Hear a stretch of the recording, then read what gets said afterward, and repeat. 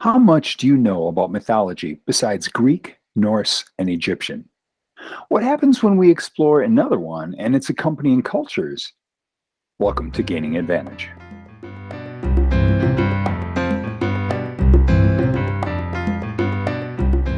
Welcome to Gaining Advantage.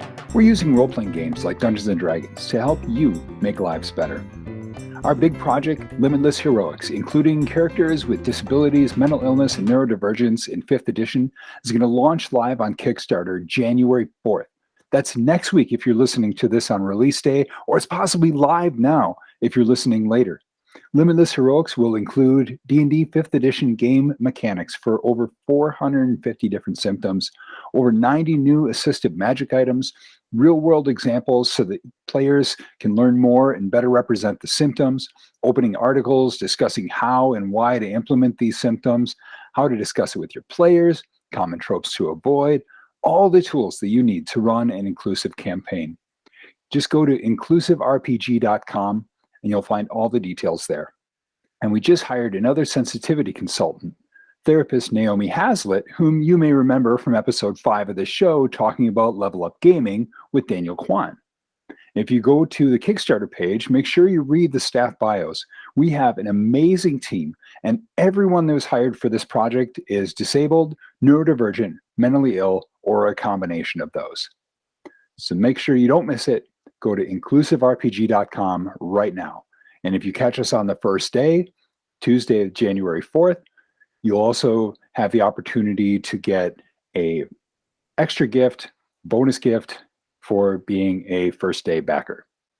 And now let's get to our interview. We can learn so much about our own world by imagining different worlds. Here to talk with us about that today is the co-director of the Islands of Sina Una, Paladin. Welcome, Paladin. Thanks for having me. So what would you like us to know about you personally, specifically speaking to the TTRPG crowd? I purposefully obfuscate my personal details and make myself more and more cryptid with each year that I work in this industry. All right, so the Islands of Sina Una is based on the Philippines before colonization. So tell us about the project and how you experienced it personally. What drove you to this project? At first, genuinely speaking, money. The person who started the project is Lucia, otherwise known as Seer Sword online on Twitter and stuff. And she had this little project she was working on, and she needed a graphic designer. Because only a Filipino worked on the book, she was looking around for a Filipino graphic designer who wanted her TTRPG stuff. And that happens to be, like, in the Venn diagram of those, that's where I fit in quite nicely. So initially was like, okay, yeah, sure, I could use a couple bucks. I'm, a freelancer. I'm poor. I could use a couple bucks. I started working on it, started working more and more on it. At some point, I decided on a whim, I should try and go to Gen Con. I should try and go to Gen Con. I can print out this little booklet. I can meet a bunch of people in the industry and tell them about what we're working on. Maybe we can get some notice there, So that went over well, genuinely. And from there, Lucia told me, hey, you're a co-director now. And I'm like, this seems forced. But from there, just kind of escalated into more and more. Around that time, I found this tweet on Twitter that said, do what you love and it'll devour every waking moment of your life. And for a solid year and a half, Sina Una took up 10 to 14 hours of every day of my life. And probably kept you from sleeping too. Oh, yes. This is what caused me to have sleeping problems. Nothing else before that. Definitely just the book. Wow. I'm sorry. I so resonate with that because as I'm getting ready for my own Kickstarter right now, man, it's like wake up and 2 hours before I need to get up and my brain's just running processes and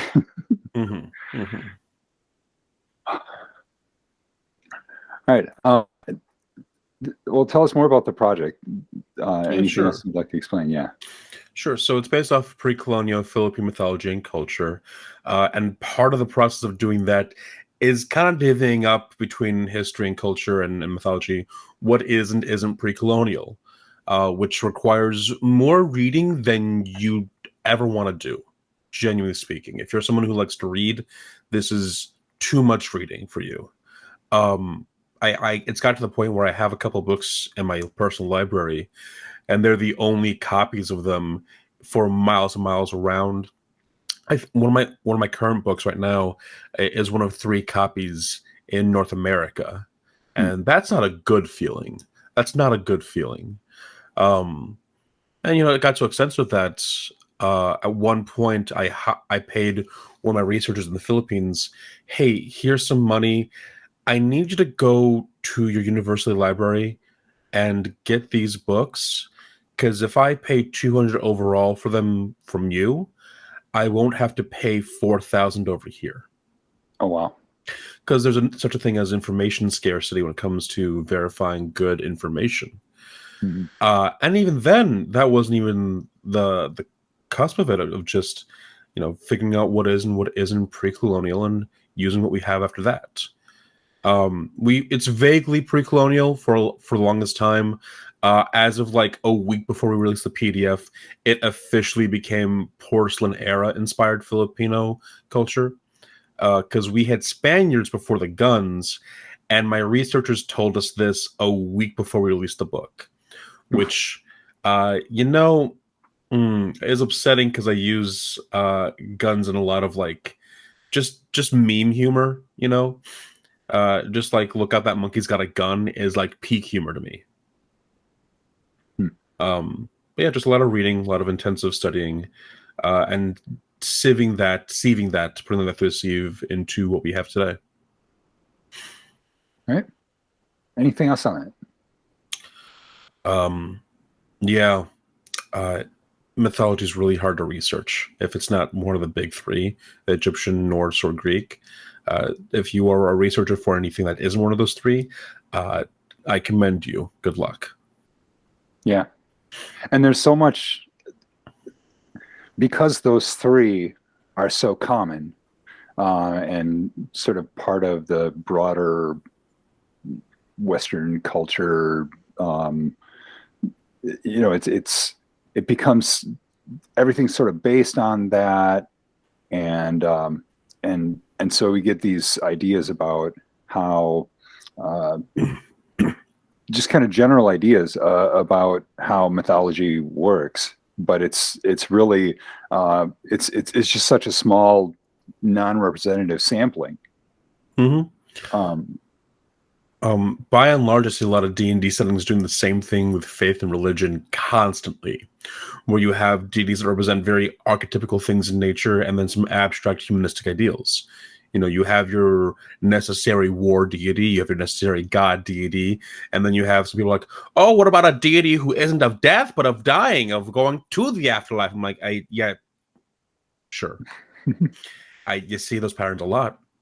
And then you see them cross it with Abrahamic faiths, where the afterlife and dying is reward and punishment based off of someone's arbitrary values. And if you base all of your faith and religion stuff purely off of reward and punishment and vague polytheism, everything kind of tastes the same, Yeah. So can you tell us just how this is different? Yeah, sure. Sina Una is rooted in animism, the belief that everything in nature and everything that you have kind of a strong relationship to or tied to has its own spirit and awareness. A particular piece of grass might not have huge awareness, but has its own spirit. But it's small in comparison to a tree, and that's small in comparison to a forest. A river is small compared to an ocean. But then you get things that are wildly huge in nature, such as the harvest or the sun and moon cycle. We have our creation deity, Bathala, but even then, he isn't lording over and am I allowed to swear or no? Sure. I don't want to swear. This seems very, very polite. Who wants to mate with anything and everything a la Zeus, He made the world and just kind of, went off. Just said, hey, have fun. I'm going to go relax, And then you have different deities of different cycles of the moon, because the moon was very important to pre-colonial Filipino mythology and culture. There are a bunch of ocean-based deities, and even then, from culture to culture, because there are 185 ethno-linguistic groups in the Philippines, one story in one part of the islands will differ from another part. And that's actually part of the work we had to do, is kind of parsing through different deities, because there's so many, and choosing just a handful to put into the book. And nothing is arbitrary based. It's all based around what we actually have a relationship to as humans. Okay, so you mentioned all these different cultures that you're working with, and trying to bring it together in a book. How did you mesh that while recognizing those cultures? It was a hard choice of just deciding which ones are just going to make the cut, honestly. There are a lot of deities that are cool, but we just didn't have room for, in all honesty. If we wanted to include more and more deities, or if we didn't cut as many as we did, we would have gone from, a 330-page book to a 400-page book. Sure. So there wasn't any real official process to it. It was, we had these main storylines, and then what can we use to kind of cover the world? All right. Yeah, that's fair. Stuff always ends up on the cutting room floor that you go, oh, I really wish that I could have kept that. But yeah, we had a deity just covered in eyes, and that was sick, but we didn't have room for it. And so how is this is a 5th edition based game. All right. So how is the play style different than just your standard D&D? We put a lot of emphasis on building relationships with other people, on the fact that you aren't in just some abstract place with strangers all around you. You had a place in the world. You have your neighbors. You have people you have genuine relationships to. Going down to that root nature of animism, of the things you have a bond to become kind of stronger, more important. We put a lot of focus on community. There are aesthetic changes, like, if you can have tattoos that represent what you've done in the world, or maybe how important you may be. And, you don't have shoes unless you're kind of well off, and you don't have metal armor because you're in a place that is humid and has lots of water, and drowning is still a very real danger. But we put a huge emphasis on the fact that you aren't some stranger in some strange land. You are so-and-so. You are in your home. These are your neighbors.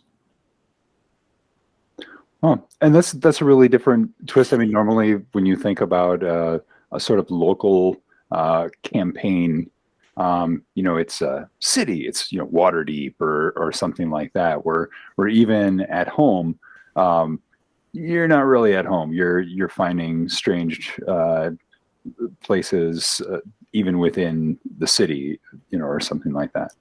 Yeah, people play city campaigns. I was about to say urban campaigns, so gross. City campaigns, and they focus on you being a stranger. You have your home, you have your close group, but you are otherwise a stranger in a strange place. Focusing on community is harder. Both on like the DM side, because like you have to focus on like recurring NPCs and stuff, but it's harder in the sense that building familiarity, building deeper bonds in a social setting is inherently more taxing than just, I went off to this place, I purchased some things, I made a joke with that one local innkeeper, and now I move on. Mm-hmm. Yeah, absolutely. And yet at the same time, one of the big strengths of D&D or any tabletop role-playing game is the concept of community. That it's a cooperative game, and it really is about building relationships. And so when you deliberately work that right into the campaign format, that's just going to make the whole experience better and stronger. And especially right now with and not just because, I mean, COVID has really kind of split people up and things like that. But at the same time, Western culture as a whole has been moving to very isolated, I think United States, especially, there's this real individualism that causes us to kind of isolate ourselves and Hmm. miss out on community. And so something that, that really promotes that concept of community, that's a really positive thing. Yeah, like in America, especially, there's this focus on the American dream or hustling or grinding or just pushing yourself forward. Especially if you're like, I'm in this weird place, right? Where I am both someone who just kind of makes books and works off with himself or with teams. I am also someone who is recognized as just a personality, you know? And as a personality, yeah, I have to kind of keep on social media in order to keep growing my social media career because it makes the bookmaking part, the stuff I really do like, and the streaming stuff that I'm starting to enjoy easier. But I like to go off and just focus on bookmaking. There's this idea that has been put in my head this past year of community and what it means to actually be closer to people. And it's difficult, with how distant people are nowadays because they have to be for safety reasons. Mhm. But the idea of community is so much more than just being a group of people in a place. It's about actually developing closer relationships with people. Recently, I've done this thing where if I'm going to be going to have a quick, call with someone, I actually ask if I can do a phone call. A phone call feels more real to me than like a Zoom call or just on Discord because there's an actual physicality to it. It feels real to me. And I want people to feel real to me rather than just having them be, oh yeah, I see their name retweeted into my timeline on Twitter. Mm-hmm. Being a community means actually talking to people, connecting to people, and I don't know, responding to people on Twitter, it doesn't feel like a real connection sometimes. I hear that. So how have you seen lives changed from your work? Well, I used to be I'll swear on this, I used to be some bumfuck loser before Sina Una, and now I'm doing interviews. It's kind of a leap. Um, But I've had a lot of people talk to me about how much they appreciate the fact that my team didn't apologize to make Sina Una. None of us ever felt the need to apologize or ask for permission to do our stuff. We just said, hey, we're doing this thing now. I've had a lot of Filipino people reach out to me over the past year and a half, talking about the work I did in the book that my team made. It's a little overwhelming, but some examples are someone was reading my forward in the book to his grandma, and she started crying and started talking about how it's a historical book, not just a game book. Um, at PAX, someone told me that they were going to look up Filipino stuff to run for their family, for a D&D session for their family, because it's a white guy, but he has a Filipino wife and a mixed kid. And he was looking around trying to find something, and he found our book on Indiegogo. He brought his Indiegogo copy of the book to PAX U to get it signed by me. That's wild to think about because that is such an inconvenience. It's such a heavy book. It's 336 pages, But on a smaller level, I have a little brother. I have a little brother named Lucius. He is 15 this year, I think. And working on Sina Una, I had to unpack a lot of diasporic feelings, a lot of feelings of inadequacy. People know what word I'm going for. I'm not going to keep trying to pronounce the word that I can't pronounce. I felt a lot of harsh ways about being Filipino before Sina Una. And I had to latch on to things like Samurai Jack to feel like I was seen in media. My little brother isn't going to deal with that nowhere near as hard as I did because of this book. And if I can make these really complicated kind of generational trauma feelings a little less harmful and easier to work with because of the work me and my team did, then I feel accomplished. I watched Tick Tick Boom recently on an airplane, and a bunch of my friends watched it and freaked out because they're almost turning 30 and they want to do something big before they turn 30, and that's the kind of the core thing of the book. This guy wants to make a big musical before he turns 30. I turned 30 in like a year or two here. I'm really not stressed because my great thing is Sina Una. All right. So what one message would you like to give to people of marginalized demographics? Oh, just put in the work. Genuinely, don't apologize. Don't feel the need to over-explain. Don't feel the need that you have to exert your time that would be better spent just doing what you want to make into explaining why you want to make stuff. Because either you're going to let yourself be dragged down by people who want to question you, or you can just push forward and meet people who are actually going to support you. A difference between just talking to people and actually connecting to people. There are people who will genuinely support you and love what you have to make and what you have to say, as long as you ignore people who are going to try and get you to stop. Right. And one message would you like to give to people of privileged demographics? As kindly as I can say this, I need some of you to understand that you're not as good allies as you might think. Genuinely speaking, some of you talk, and I need you to shut up. I need some of you to shut up when some of us are talking, because you all like to run your mouths a whole lot. And I love you. I love many of you. Oh my God. Some of you ask the same questions on repeat, and you wouldn't be asking those questions if you listened the first time. Right. That is helpful. So what projects are you planning for the future that you can talk about? Well, I'm finishing up an interview book finally, and I'm finishing up a Incantations, a book on very oddball spells. There was some delay because end of September I lost my computer of half a decade, and I lost my friend of a decade and a half. Really through both October and November in the fucking gutter. But we're finishing that up now, hoping to release a PDF soon and get an idea of print copies. But after that, I'm working on some drinks. I'm working with some artists on books they want to make. I'm working on a tarot-themed book. And I'm working on a couple of larger projects. Nothing on the scale of Sina Una, because I don't want to make another 300-plus page book, because that is a lot. I will say it's a lot. But in the next year and a half, I will have released 10 books before I hit 30. And that feels kind of cool. All right. So we will have all your contact information in our show notes. But where's the one best place that you'd like people to start to learn more about you or to contact you? Twitter. Twitter is the best place to find me. It's where I'm most active. I'm on Instagram, but I don't do much there except for photo dump from trips I take. And you can find me on Facebook, but from the bottom of my heart, fucking don't.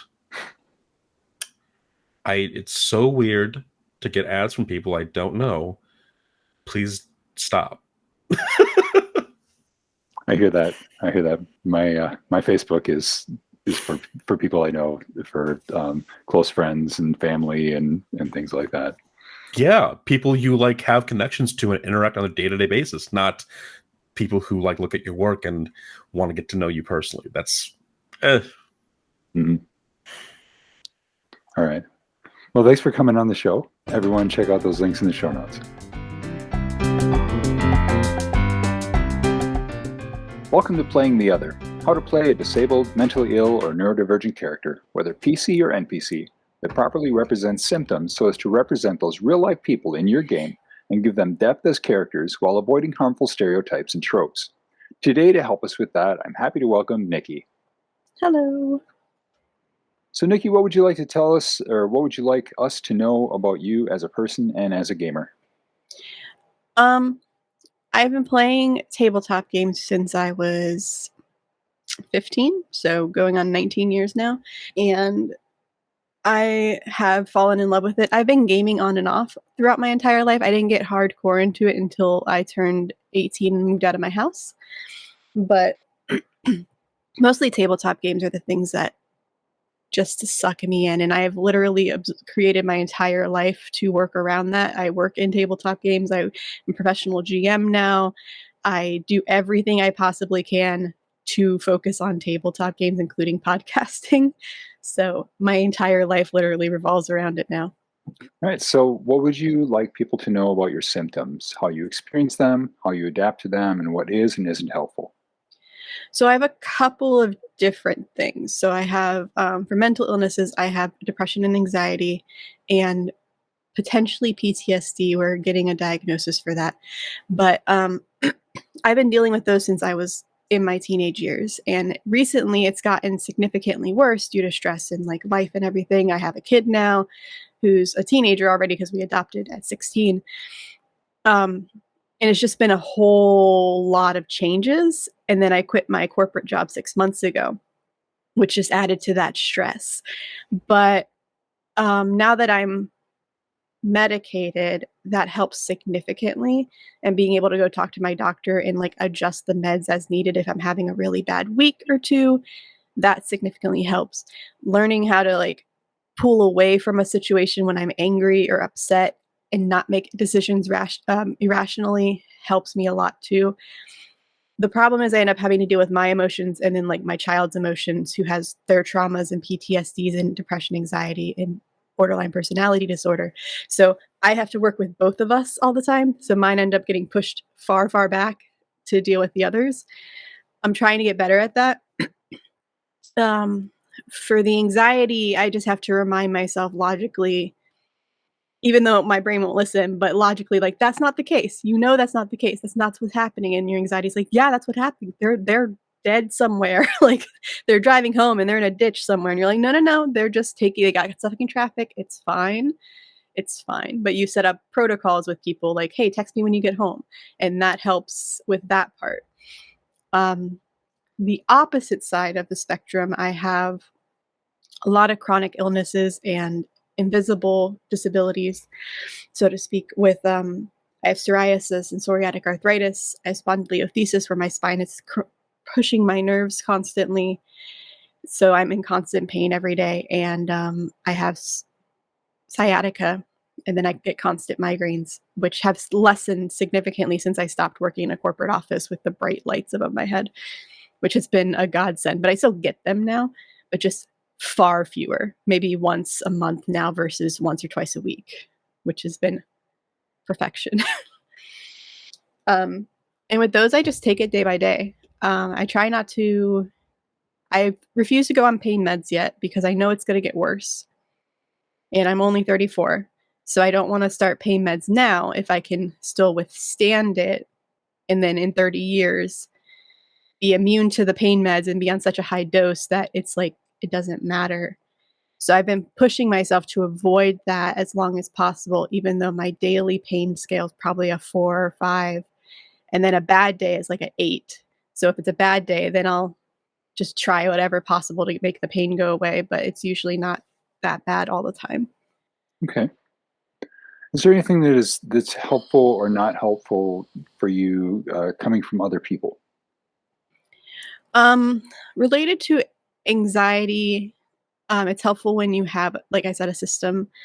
I know that my best friend, who I've been friends with for 24 years now, she knows that I know she loves me. But when she's busy and doesn't respond to me, my anxiety tells me, well, what if she doesn't love you? What if she hates you now suddenly? So if she knows if she doesn't respond, whenever she answers me, she purposefully responds with, hey, I was playing video games. What's up? I'm sorry I missed your call. And like that will instantaneously solve the anxiety side of it, because my brain will stop and be like, see, here's a logical reason. You knew that, and like reaffirm my logic. With depression, it's just time or distractions. So I have a couple of friends I go to who I can just like, hey, I just need a distraction. Can you get me to laugh right now? Or just make me think of anything else. And it takes like 10, 20 minutes versus me sitting there for 3 hours trying to get myself out of the depression. For the pain, there isn't really much, maybe like massages sometimes, but pain is just like kind of sit and wait and hope it goes away sooner or later. Hot pads will work sometimes, or heat pads will work sometimes, ibuprofen will work sometimes, but other than that, there's not really much other people can do. If it's a migraine, I'll ask people to like turn down the lights or turn off the lights if we're playing together or doing something, or turn down the something we're listening to. And most of my friends are pretty accommodating about that. So it hasn't been a big issue, but if it's too bad, I just hide in my room and sleep. Is there anything that people do that that you really wish they wouldn't?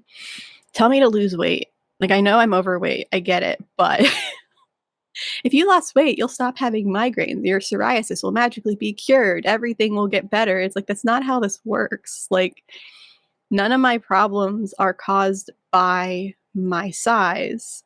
So that's not going to magically fix it. And that comes from doctors a lot, honestly, not just even normal everyday people. The one I got from a normal everyday person was a coworker who's like, oh, if you became vegan, your psoriasis would be cured. I'm like, that's not how this works. Well, I read it in this book and I'm like, that's not how this works. I've had it for 33 years. I know how this works.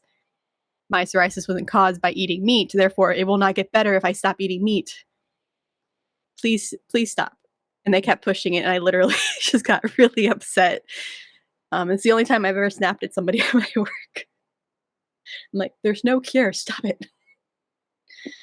All right. So if someone is including a PC or an NPC in their game with symptoms like yours, how would you like that character played, and how can other party members help? For the pain reasons, I think it's pretty easy to just brush on it, but not necessarily focus on it. Like you can have somebody, if you're playing tabletop games, you can have somebody who's an NPC or a PC who goes to bend down to pick something. And they're like, oh crap, that hurt. Okay. And then they just pick it up and they keep going. They're not like hyper focused on it anymore.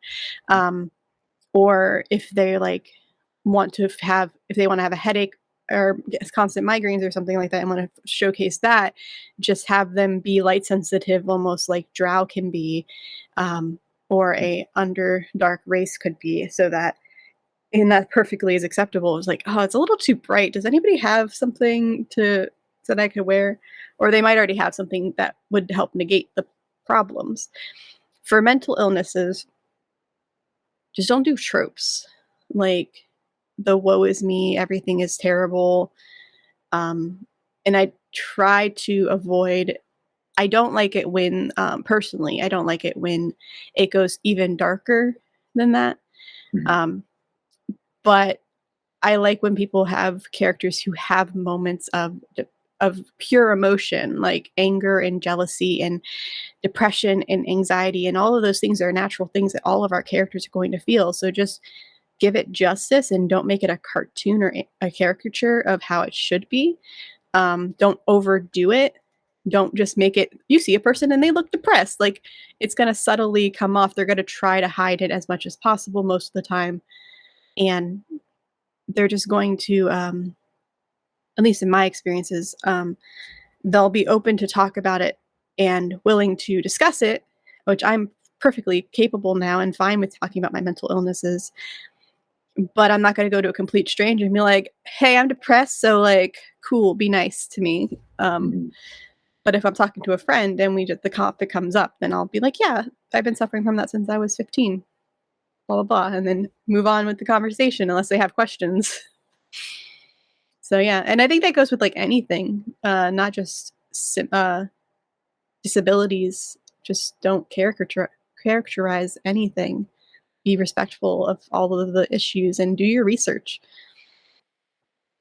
Definitely Yeah. do your research. Okay. Anything else you'd like to add? I personally use tabletop games as an escape for depression and anxiety. It gets me out of my head. I can be a character that's happy-go-lucky and has no concerns in the world other than whose face they can punch next. And those are fun characters to play. I have characters that are anxious, but they're anxious for different reasons. It's not real-world reasons. It's just whatever their issues are. And so I tend to accidentally overdo it, and I'm in way too many games and way too many podcasts and way too many things. But it helps me not have to think about like real life, which helps me get through my day. And that works most of the time. It doesn't necessarily work if I'm in a severe depression low, because then I can't get out of it to pretend to be the character. But if I'm feeling like it's coming on, then I'm like, let's play a game. So I can stop it from happening and go into character mode and pretend to be okay. And that worked a lot. And I think playing characters has also helped me gain confidence and charisma and the ability to talk to people a little bit better, which I did not have before. And it's helped me learn how to how to take care of certain situations that I normally would shy away from because I'm very non-confrontational and very much like, I'll just step away. It's fine. I'll be upset. I don't care. I don't want to deal with the consequences of this conversation. Have fun. Bye. So I think play characters to learn how to deal with your shit. Can I curse in this? Sure. Okay, how to deal with your shit. Because it helps you a little bit. Learning how to do it in character will help you translate that to how to do it in person within reason. Obviously, if you're playing a monk and your response to everything is punching it, don't go do that in real life. Mhm. But if you can learn how to talk your way out of things, or learn how to meditate, or learn how to quell that anger and that frustration, then you could take some of those things into your real life personality and help contribute and make yourself feel just like a little bit better of a person and be a little bit better of a person. So I think that helps a lot of people with a lot of things, including being LGBT plus and their sexuality and their gender and stuff like that. I know quite a few people who learned that they were LGBT because they played an LGBT character in a D&D game, or they were non-binary because they played a non-binary character. They're like, this feels right. Why does this feel right? And so use it to explore everything, but just be respectful. Okay. So you've already mentioned that you're involved in a number of different online projects and things. Go ahead and let us know, what are all of those things? Okay, buckle up, guys. No. Mhm. So I am the creator of Beholder to No One, which it will be hitting 2-year anniversary on the 30th of December, which I'm very excited about. That has discussion episodes, one-shots, and an actual play that are all tabletop related. The discussion episodes are with people of the TTRPG community, where we discuss anything from annoying people at the table to like non-colonialism to racism and sexism at the table to new games that are on Kickstarters. And then the one-shots are all, well, mostly non-D&D based systems. So we can try indie tabletop games like, my favorite's been Lewd Grannies, Upriver, Downriver. We did Inspirels, which is an amazing ASL, BSL game where you get to learn sign language to cast your spells. And there are so many other games that I've gotten to play just through that. And then our actual play currently is Morning Blues, which is like a Cowboy Bebop inspired bounty hunter 5th edition game. But we have a completed 26 episode series of Behold Clearlight, which was a horror-esque game where the mist was taking over the world around you. And then on top of that, I'm currently working on 2 new podcasts that should be going live in 2022. One is Dice Before Dawn, where our first game will be a Vampire the Masquerade game, Phoenix by Night. And then Sound Control RPG, where our first game will be a Savage Worlds game, Radio Signal. And everything on Sound Control will be sci-fi related. Everything on Dice Before Dawn will be more adult and darker related. And those are my shows, but I also am a DM over on Awfully Queer Heroes for their prior Uncaged anthology, and their future on January 21st, 2022. Tower of the Souls, I'll be DMing for them, and that's a very deadly game where the players are playing chaotic and evil monstrous races, and they're trying to take down order and balance because they're tired of being attacked for being who they are. And it's kind of a symbolism as well, but it's a lot of fun. And then finally on Fridays, starting on January 7th, again, you can start seeing me again on 2000 Tales for Weird Web, a Monster of the Week game, playing Karen, the ghost turned demon turned undead human, and very confused right now, and has rage living inside of her head right now. So she has some anger problems herself to deal with. But that's all the podcast stuff and streaming stuff. I also am a professional DM, and I also am a podcast audio editor for hire and a community manager. All right. I think that's it. I think. Okay. Well, we're going to have all those links in the show notes, so I encourage everybody to check those out. So where's the one best place to get a hold of you? People want to find out more about you. probably Beholders No One on Twitter. I'm always on that. And anything I post on the other Twitters will be shared on that account too. So that's the best place to reach me. Or my Discord server if you like my show. That's in the link tree. Okay. Well, Nikki, thanks so much for coming on. And everyone check out those links in the show notes. No problem.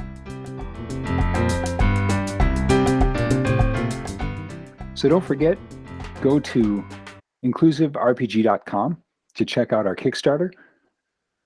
And in fact, one of our backer tiers, you can have a veteran artist from Marvel, DC Comics, and D&D books doing character illustration for a character that you help create. Doesn't that sound cool? Just go to inclusiverpg.com. Go. And there's a first day backer bonus too. So if you're hearing this later, you can still back it so that we can make this project better with all of our stretch goals and help us to realize the full scope of the project. But if you're hearing this on January 4th or before, you want to go there right now to make sure you don't miss out on that. If you haven't signed up for our newsletter yet, go right now. That's the best way to not miss out on all kinds of things that we have coming out soon, including dozens and dozens of free 4K combat maps that are available right now as soon as you sign up, a free subclass, discounts, other specials, latest news, blog posts, all kinds of great stuff that we have coming. Just go to wyrmworkspublishing.com and you'll find more information there about our Kickstarter. And you can also, again, go to that Kickstarter, inclusiverpg.com. Now, if you want to support the ongoing work of Wyrmworks Publishing, you can also check out our Patreon. And there's more information on that on wyrmworkspublishing.com. And we'll have a lot of things on that after this project wraps up. So you just get on our newsletter, you can find out all about that, or you can go straight to our Patreon, link again on our website. And if you see this show being helpful, hit that like button. If you'd like to see more, subscribe. And if you know people that need to hear this, pass it on to them. And if you, like me, think everyone needs to hear this, pass it on to your social media friends. And don't forget those podcast ratings. It makes a huge difference to just spread the word. And so I hope you all have a great 2022. And we close with this question. How have RPGs helped you learn more about other cultures? And which one do you want to learn about next?